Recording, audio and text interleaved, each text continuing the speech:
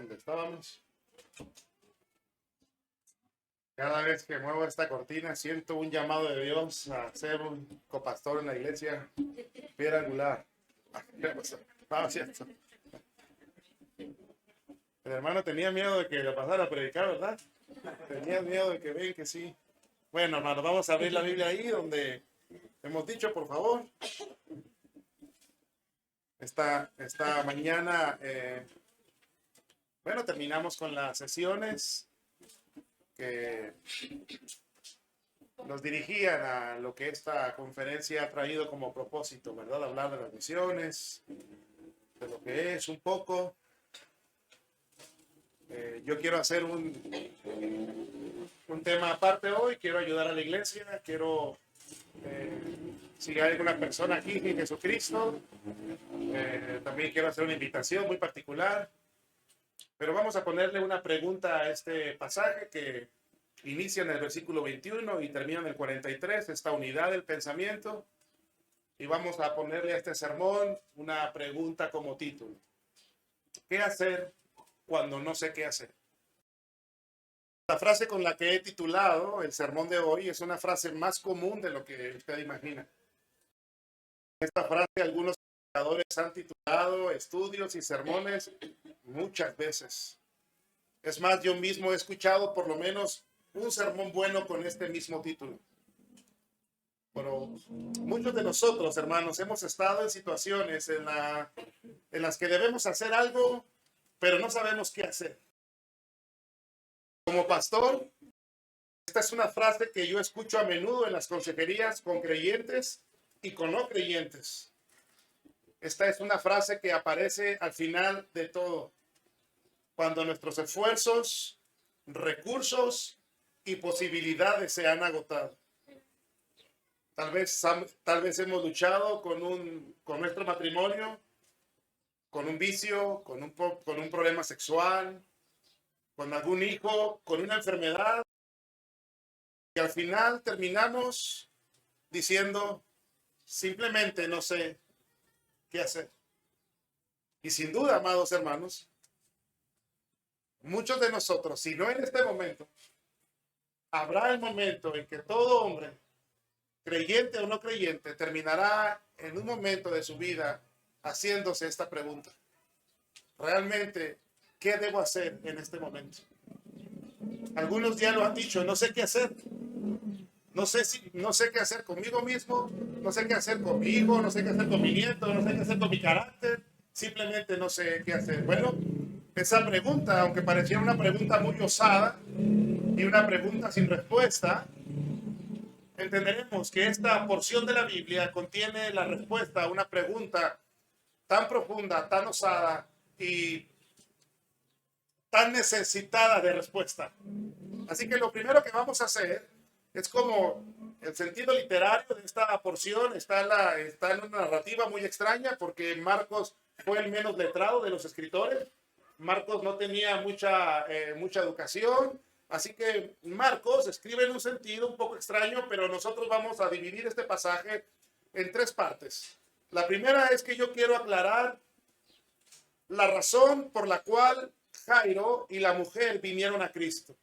Esa es la primera aclaratoria. Tenemos que dejarlo muy en claro. ¿Cuál fue la razón por la cual vinieron a Cristo? Si prestamos atención a la lectura, de inmediato observamos que ambos personajes, Jairo y la mujer, no tenían muchas opciones. Por no decir que ninguna. Por eso vinieron a los pies de Cristo. Por un lado, como dice el texto en el versículo 25 al 28, por favor. Sé que acaba de comer y hay sueño, pero haga el esfuerzo. Del 25 al 28 dice: pero una mujer que desde hacía 12 años, note, 12 años, padecía un flujo de sangre, 12 años, había sufrido mucho de muchos médicos, había gastado todo, nada aprovechaba, le iba peor, pero oyó hablar de Jesús y vino a Jesús. Si lo observa, la mujer había hecho un esfuerzo grande en su propia fuerza, valga la expresión redundante. Bueno, vamos a decir algunas cosas más de la mujer más adelante. Por lo pronto, esto es suficiente.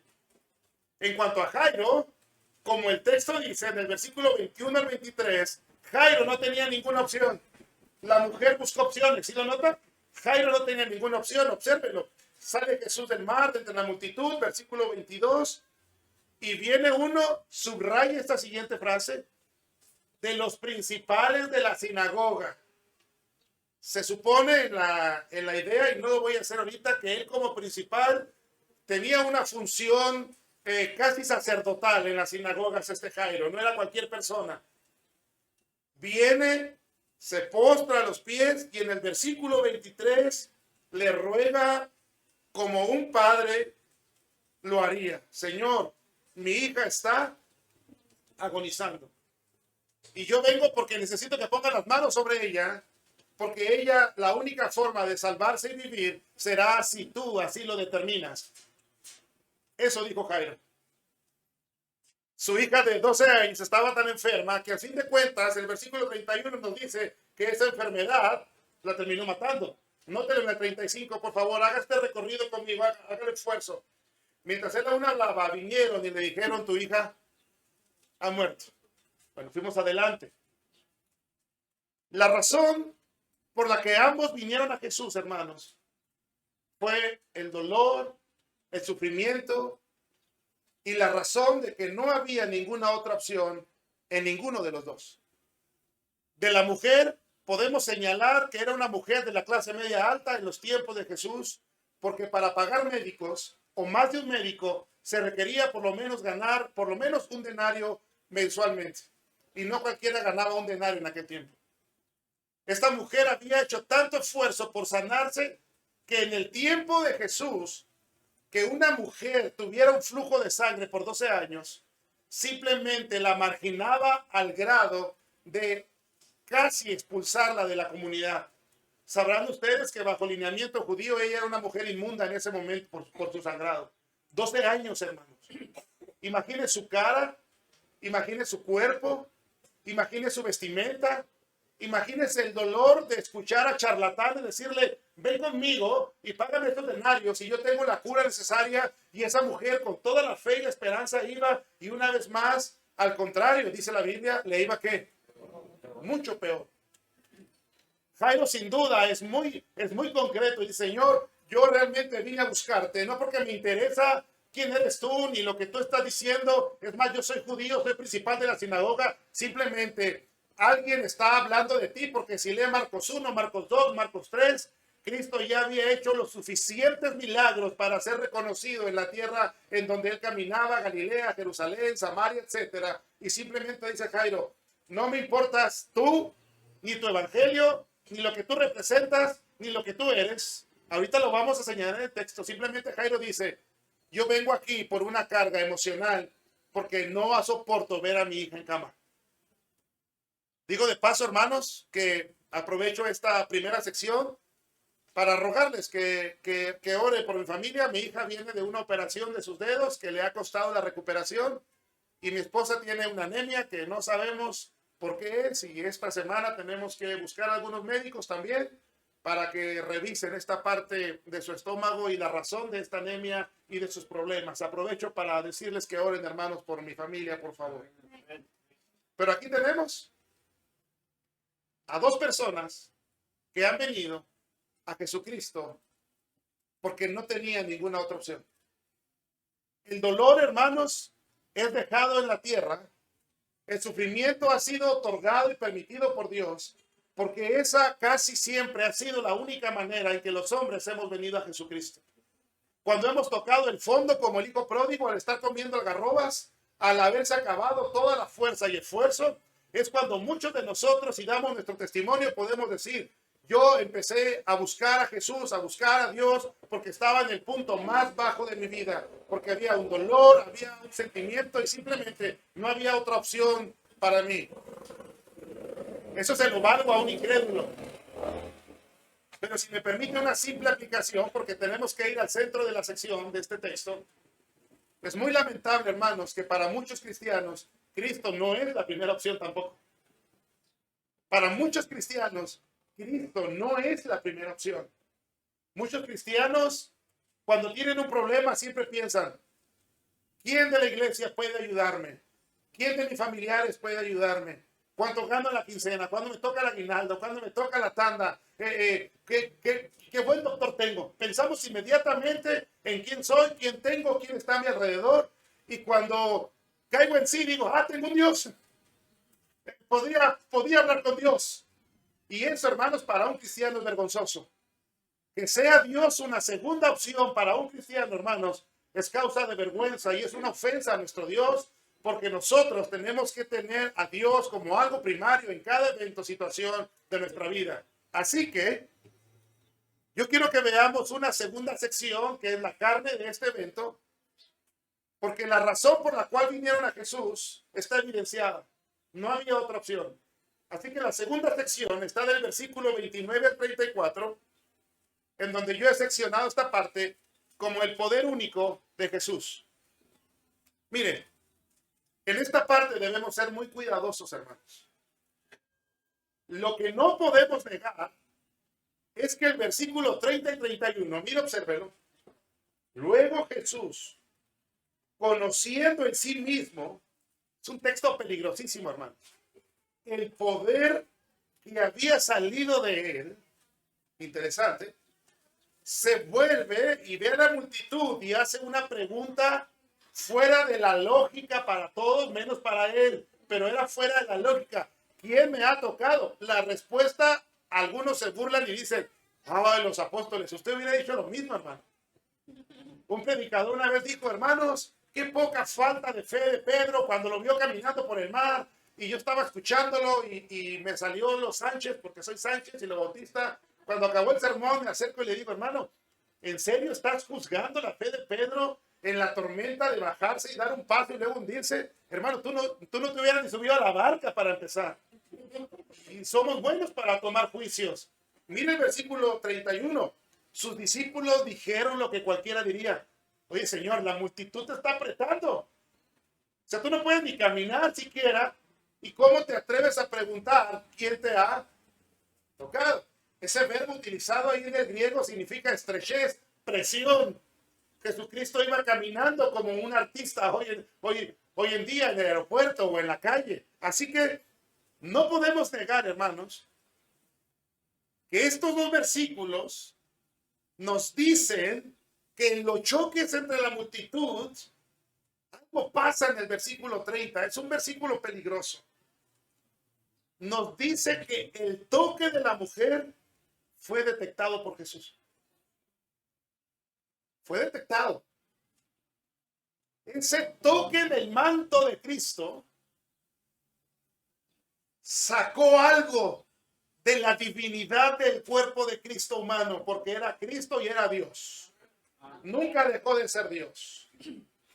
Todo mundo le tocaba y Jesucristo nada pasaba en su mente ni en su propio cuerpo hasta que alguien tocó, ni siquiera su cuerpo, hermanos. Su vestidura, su manto, su capa, entiéndase. Y el Señor inmediatamente siente ese poder. Algo especial salió de Cristo y Cristo lo supo. Alguien diferente estaba entre todos. Ese poder se manifestó sanando de inmediato. Mira el versículo 29. Y enseguida no encontró el hermano Casiodoro ni Reina la palabra más exacta, ni yo mismo lo hubiera hecho, pero simplemente la única palabra en español es enseguida. Un sinónimo es de inmediato. Sucedió al instante. En cuanto tocó, la fuente de su sangre se secó y la mujer sintió esa sanidad en su cuerpo. Ese mismo poder lo veremos en el versículo más adelante, cuando resucita a una niña. Pero por lo pronto estamos aquí. Este texto ha sido usado por charlatanes del evangelio para condicionar personas y para poner en mal a Dios, y trayendo cargas a los hombres para decirles, las cosas no pasan por tu poca fe, porque no das dinero, porque no estás haciendo las cosas bien, y nos culpan a los hombres para robarles como estos médicos charlatanes a la mujer. Pero tenemos que tratar con cuidado la palabra de Dios. Ahora, hermanos, Lo único que el texto nos permite ver, esto me lo enseñó uno de mis maestros, Elías Salazar, que ya está con Cristo, y él me dijo, cuando la Biblia calla, tú también calla. Ese es uno de los grandes consejos para mi ministerio. Así que lo único que el texto nos permite ver es que la mujer tenía una fe particular y Jairo tenía una fe particular. Ambas fes eran distintas, lo vamos a ver en el texto. Ambos reconocieron que si alguien tenía el poder para ayudarles, era Cristo. Ambos lo reconocieron. Pero es interesante notar que Jairo vino a Cristo porque creía que Cristo tenía el poder para sanar a su hija, no resucitarla. Porque Jairo iba con la esperanza de que su hija, ¿qué? Que no muriera, que sanara. Dice, este Cristo tiene el poder. Más adelante su fe tenía que crecer más porque iba a ver a ese Cristo, la vida misma, resucitar de entre los muertos a su propia hija. Pues en el versículo 35, obsérvelo por favor. Las personas, ¿qué le dijeron? Se acabó tu visita, ¿no? ¿Por qué? Porque veníamos para que la sanara, pero ya se murió. Ya no hagas perder más el tiempo al maestro. ¡Wow! ¡Qué corazón de la gente! ¿Eh? Eso, ¿qué noticia recibió Jairo, hermanos? El mensajero que le susurra, valga la expresión, le dice, tu hija acaba de morir. ¿Qué noticia, hermanos? La noticia. Lo natural es que los hijos sepultemos a los padres, es lo natural. Que un padre sepulte a un hijo, yo creo que es lo más doloroso que puede haber, amados hermanos. Pero aquí esta noticia la recibe Jairo. Cristo estaba oyendo lo que se decía, pero mire un dato importante. Cristo tiene que motivar a la fe de Jairo. Mire el versículo 39. Jairo no dice, aquí está el Cristo conmigo, no. Le dice, no creas, no temas, cree solamente. Versículo 36. Pero Jesús, luego que oyó lo que se decía, le dijo a Jairo, al principal, Jairo, mire a Cristo, hermanos, aquí. Mire la ternura de Cristo, lo vamos a ver en un momento, pero se acerca a Jairo y me imagino que le palmea el hombro y le dice, Jairo, yo estoy escuchando lo mismo que tú. No temas. No temas. Cree que has venido al lugar correcto. Yo soy la vida misma, Jairo. El Cristo les dice que la niña solo duerme y esto ocasiona la burla de los demás. Ahí está en el 40, estoy parafraseando, cuando Cristo dice, hey, la niña está dormida. ¿Qué hacen todos, hermanos? Se empiezan a burlar de Cristo. El griego aquí quiere decir carcajadas o burla directa, como decir, este loco, se acaba de morir, tú estás loco, Jairo, trajiste un loco contigo. ¿Qué templanza de Cristo? Pero en medio de todo aquello, Cristo resucita a la niña en el versículo 41 y 42. Pero es interesante, hermanos, que ya no le dice nada a Jairo de su fe. ¿Lo nota? Simplemente en el 43 les dice que nadie sepa lo que acaba de pasar aquí y darle de comer a tu hija. Fin de la charla con Jairo. Si nota la fe de Jairo, simplemente le alcanzaba para entender que Cristo podía sanar a su hija, no resucitarla. Cristo lo motiva, fin de la charla. Pero no es así, hermanos, con la mujer. Yo no puedo aventurarme a decir qué llevó a Cristo a sanar a la mujer, ni a resucitar a la hija de Jairo. Yo no voy a aventurarme a decirlo en el texto. Pero a la mujer la alaba por su fe en el versículo 34, mírenlo. Y él le dijo, hija, tu fe tiene una particularidad. No solamente te ha sanado, también te ha salvado el alma. ¿Sí lo observa? O sea, tú viniste a sanar tu cuerpo. Pero eso que salió de mí, eso que sentí de ti, esa fe genuina, te ha salvado el alma y el cuerpo. Porque, hermanos, quien conoce la calidad y la sinceridad de nuestra fe es Dios.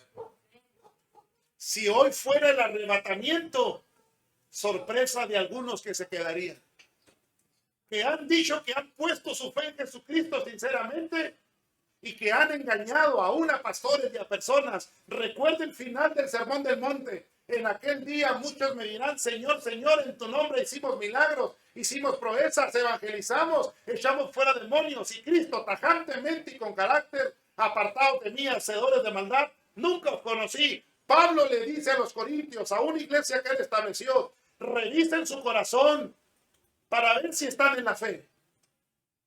Y aquí tenemos un cuadro claro, amados hermanos.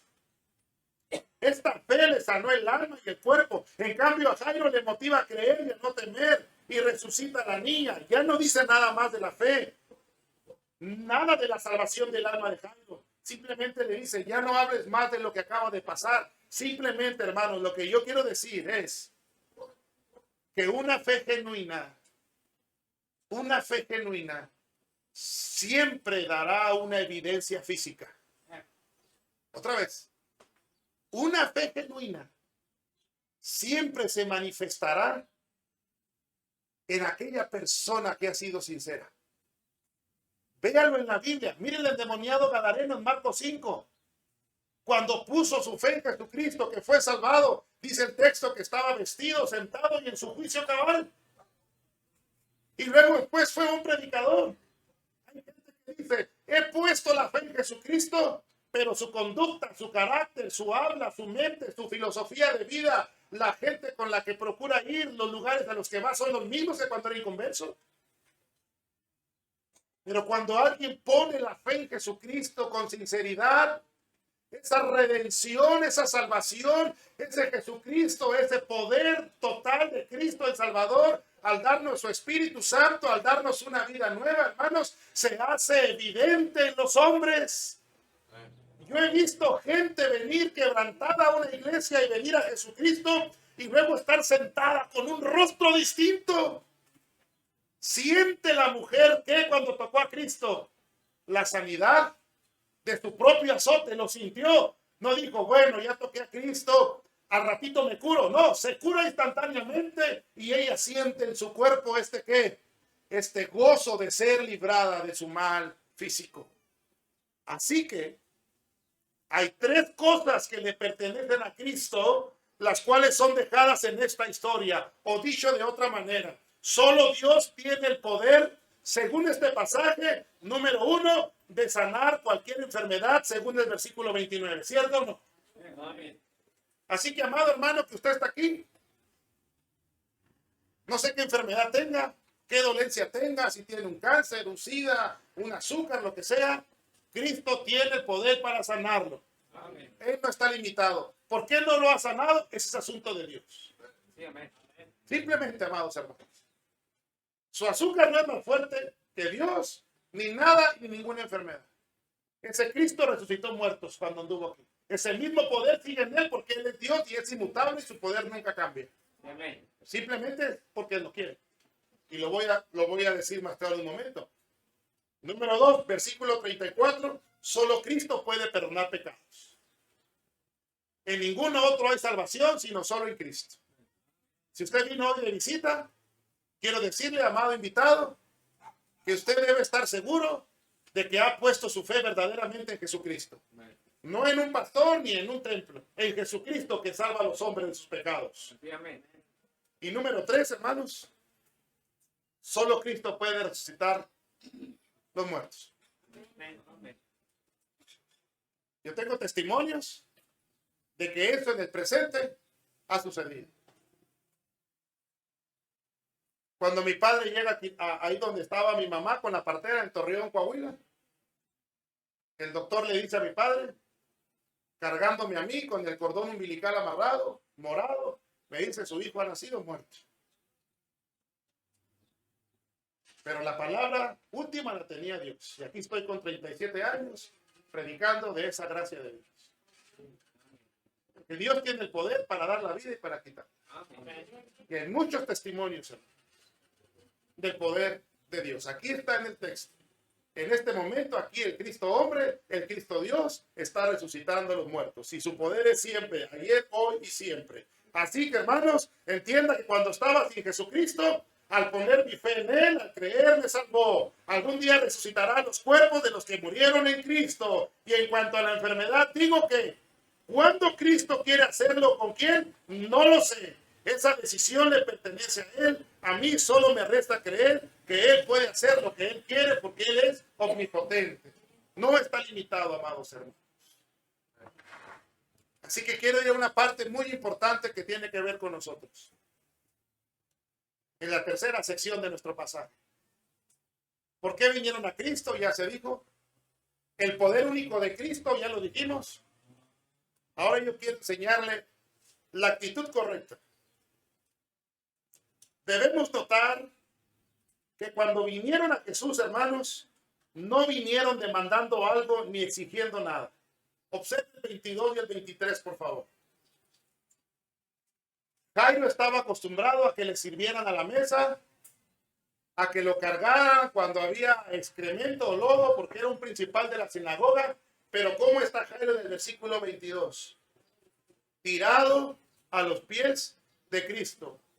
El término postró significa tirado a los pies, o sea, lanzado a los pies. ¿Y cómo hablaba en el versículo 23? Señor, ¿me la sanas? No. El ruego, el llanto del alma se traduce así. El dolor pujante del alma, pujante del alma. Señor, te ruego por mi niñita. Véanlo. El versículo 27 y 28, obsérvenlo. Cuando la mujer habló de Jesús, no se le para de frente y le dice, yo he gastado todo. No, viene por detrás, toca su manto, porque en su mente el 28 decía, solo su manto tengo que tocar para ser sana. ¿Lo observa? Cuando Jesús conoció, ¿quién me ha tocado? Sus discípulos mirando alrededor, verso 32, a ver quién tocó al maestro. En el 33, ¿cómo llega la mujer? No llega brincando ni danzando, sino cómo llega temblando, sabiendo que ella había sido, sintiendo la vergüenza de que una mujer que había tenido flujo de sangre con esa cara pálida hablara con un rabí, con un maestro. Era inapropiado para una mujer en aquellos días. Y en cambio ambos vinieron de rodillas en sumisión. Jairo, de la élite principal, no fue exigente con Cristo, hermanos, porque sabía que Cristo estaba por encima de él. La mujer ni siquiera tenía el valor, avergonzada por ese sangrado. No se atrevía a ser señalada o humillada porque esos médicos ya le habían hecho lo peor, sino simplemente vino ambos con la actitud correcta. Y a veces nosotros, amados hermanos, nos hemos equivocado en nuestra posición. Queremos darle órdenes a Dios. Yo declaro, yo digo, Dios te estoy diciendo. ¿Quiénes nos creemos nosotros, hermanos?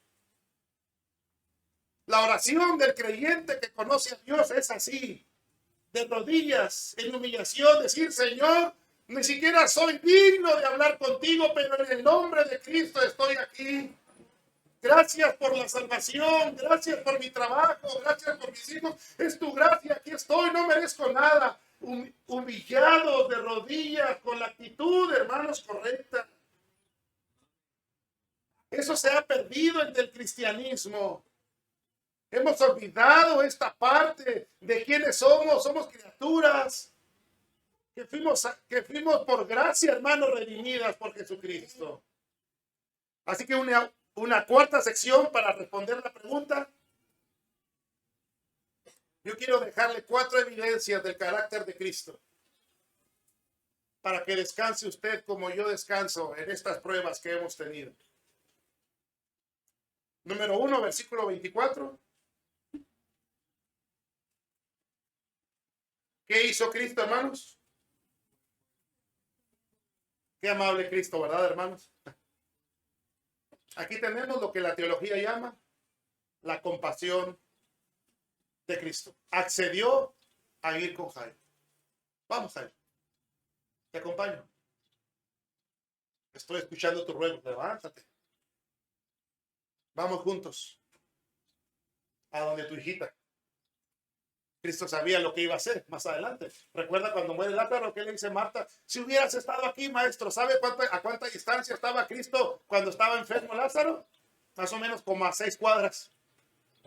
Haga el estudio del texto, 6 cuadras. Y dijo: vamos, maestro, no. Esta enfermedad es para que la gloria de Dios sea manifestada. Deja que se muera porque yo te quiero resucitarlo. ¿Y qué le dice Marta? Señor, yo he estado aquí. Yo soy la vida misma, Marta, entiéndelo. Qué compasión de Cristo. Vamos, Jairo. Número 2, versículo 30. Luego Jesús, conociendo en sí mismo el poder que había salido de él, volviéndose a la multitud, dijo: ¿quién ha tocado mi vestido? Una de las descripciones de la teología en cuanto a Cristo, el Cristo divino, es que su omnipresencia va más allá de lo que solo a veces decimos. Pero Cristo, hermanos, como Dios, está facultado y capacitado para atender individualmente a cada uno de sus hijos. Que mientras yo estoy orando allá en Krill y usted está orando aquí en Guadalajara, recibimos la misma atención. El Señor nos conoce en lo individual, tiene esa preocupación. No dice: voy a escuchar primero los de Chihuahua y luego voy a escuchar primero, no. Dios nos escucha a todos a través de su Hijo Jesucristo, a los que hemos sido redimidos y salvados. Al corazón contrito y humillado no lo rechazará el Señor. Si usted ha venido aquí como visitante, el Señor lo escuchará en el nombre de Cristo para perdón de pecados. No tenga temor, Él lo hará. Y aquí tenemos una manifestación de la preocupación en lo individual que Cristo desde ya siempre manifestaba para con las personas. Él sabe quién es Miguel, quién es Juan, quién es Pedro. Él sabe qué le acosa, qué le duele. Él sabe quién no tiene trabajo, a quién no le alcanza, a quién debe la luz, a quién le falta. Dios nos conoce a cada uno en lo individual. Y nos trata así en lo individual porque nadie entiende las cosas como otro. Por eso el Señor es excelso y divino y nos entiende. Por eso dice: aquí me tocó a alguien que no es como todos. Número 3, versículo 34. Y él le dijo: hija, tu fe te ha hecho salva, ve en paz y quédate sana de tu asombro. La mujer pensaba que Jesús le iba a decir: ¿para qué me andas tocando? No. Nosotros tenemos aquí una manifestación del amor de Dios. Nos busca primero para salvarnos y segundo, nos busca, hermanos, para ayudarnos en este recorrido, en esta vida, hasta que estemos en gloria. Por eso siempre estará con nosotros todos los días hasta el fin del mundo. Porque está con nosotros aquí y al final estaremos con Él allá. Esta es una manifestación del amor genuino del Señor Jesucristo. Es llamado el amor de la inteligencia. ¿Por qué? Porque Dios nos amó sabiendo quiénes éramos. En que siendo aún pecadores, Cristo no se decepciona, hermanos. No dice: amé a irme y mira, no. Él me amó sabiendo quién era yo. Así decidió amarme. Para luego, poco a poco, a través de la palabra y su Espíritu Santo, ir formando a Cristo en mí hasta que algún día me dé un cuerpo glorificado y nuevo y perfecto para su gloria. Versículo 40, cuarta cosa. Se burlaban de él. Cuando se burlaron de él ahí, ¿qué podía hacer Cristo con todo permiso? ¿Saben qué? Ya nos vemos. Dicen los chihuahuenses: háganle como quieran. Es como cuando, aquí no pasa, ¿no? Pero es cuando la gente dice: no, yo no voy al templo porque ahí ni me saludan bien. Me sentaron en la mesa donde no había pollo y acá estaba. Bueno, aquí no pasa, ¿verdad? Pero en Chihuahua a veces sí se siente la gente. Aquí no se sentía la gente. Pero Jesucristo manifiesta misericordia y templanza. Porque dice: a ver, Jairo, saca todo, por favor. Ven. Talita Kumi. Levanta la niña, aguantando las burlas hacia su poder y su carácter. Y muchas veces, hermanos, Dios ha manifestado templanza y misericordia a nuestras dudas. Yo no creo que Dios pueda proveerme esta semana. Yo no creo que Dios pueda darnos un templo así. Yo no creo que Dios pueda salvar a mi cuñada, a mi hijo, a fulanito. Yo no creo. Y a veces Dios en esa templanza y misericordia hace las cosas para enseñarnos a nosotros quién es Él. Amén. Qué hermoso Dios tenemos, hermanos. Amén. Esa misericordia y gracia en un minuto para responder la pregunta. Yo la explico de la siguiente manera. Regálame un minuto, como quiera ya me voy a ir, no sé cuándo voy a volver. Un minuto. Un hombre vendía sandías y cosechó una sandía grandísima. Le dijo a su hijo, voy al pueblo, cuida de la sandía. Si te comes la sandía, te voy a dar 5 azotes en la espalda.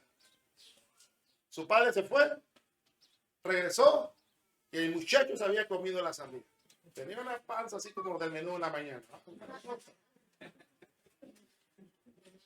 5 azotes. Le rasga la camisa y le da 3 azotes. Le dice, ponte la camisa, vamos al pueblo. Lo sienta y le compra una nieve. Y luego le dice, hijo, hoy te voy a enseñar 2 cosas. Primero, misericordia. ¿Cuántos azotes merecías? 5. ¿Cuántos te di? 3. Esto es misericordia. No recibir de Dios lo que merecemos. Y qué bueno que no recibimos de Dios lo que merecemos. Hijo, ¿te merecías esta nieve? No, eso es gracia. Todo lo bueno que recibimos de Dios, sin merecerlo. Y eso es todo. Todo lo bueno que tenemos en la vida se llama gracia. El favor de Dios que no merecemos, amados hermanos. Y esa misericordia y templanza la demostró el Señor. Bueno, respondamos la pregunta que gobierna nuestro sermón. ¿Qué debo hacer, pastor, cuando no sé qué hacer? Número 1, ven a los pies de Cristo. Ven con la actitud correcta. Ven creyendo en su poder. Ven sabiendo que entre las multitudes Él tiene tiempo para ti. Ven sin ocultar nada de lo que Él ya sabe que te está pasando. Porque a veces oramos como que ocultándole a Dios lo que ya sabe. El Señor quiere escucharnos, hermanos. Decir, Dios, me duele mi corazón. Me duele mi relación con mi esposa. Estoy siendo un mal padre, una mala mujer. Me duele el pecho, me duele por mi azúcar, me duelen mis ojos. Señor, estoy preocupado porque no he ganado esta semana. Señor, aquí estoy. Soy hombre, soy humano, me duele. Aquí estoy, Padre amado. Venga al Señor, como dice Hebreos, con sinceridad de corazón y limpieza ese camino que nos ha abierto al Padre de Cristo. Ven sabiendo que Cristo es un Dios compasivo y amoroso, misericordioso y justo. Y que Dios, hermanos, nos ayude cada día a estar a sus pies. Así que cuando no sabe qué hacer, sabe a dónde ir. A Cristo. Al Padre. Por eso